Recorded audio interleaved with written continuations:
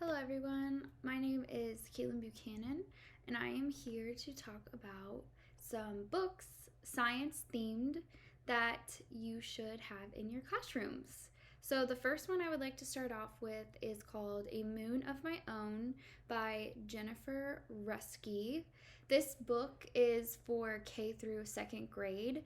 It's about a very curious girl who travels around the world. She visits Paris and Peru, for example, and the moon is following her. So the moon is the companion, and she talks about these amazing adventures that she goes on with the moon as her companion while she's visiting these different countries and cultures around the place. This book is great for English language learners because when she goes to Peru, there's like an insert of Spanish text.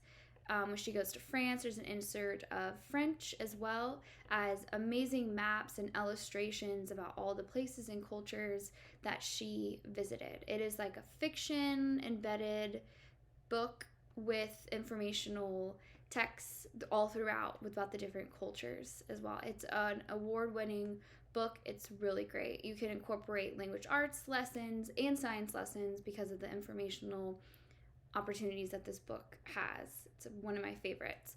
The second book I would like to talk about, which is the one I'm going to read aloud, is called May Among the Stars. Now, I personally own this book. I love this book so much. It's about the first African American woman who was in space. She was an astronaut. She dreamt about being an astronaut. So this book is a biography of her childhood, so her early life and what she was like as a child, how she was very curious. So I'm going to read the first few pages so you get a gist of this amazing book. So it's called May Among the Stars. And the illustrations are so perfect for a picture walk or embedded reading. You will see the pictures are very clear. There's a lot of detail in the text as well. Little May was a dreamer. They say that daydreamers never succeed, but little May was different. One day, May was working on an assignment for school about what she wanted to be when she grew up. What will you tell them, May? I will tell them I want to see Earth.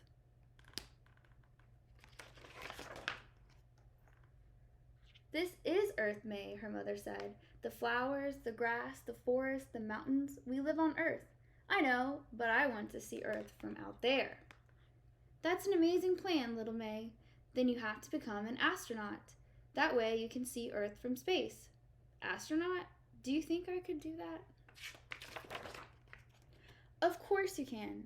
If you can dream it, if you can believe it, and work hard for it, anything is possible. I love this story because it just shows the family dynamic of just how encouraging words can create such amazing men and women in our community. It's great. She goes through some turmoil. She feels a little disappointed because of some teachers at school, and she goes through, and her mom again encourages her, and she later on becomes the first African American woman to go to space. It is such an amazing book, and it's great. The students can really connect to this text because it is a biography of her childhood.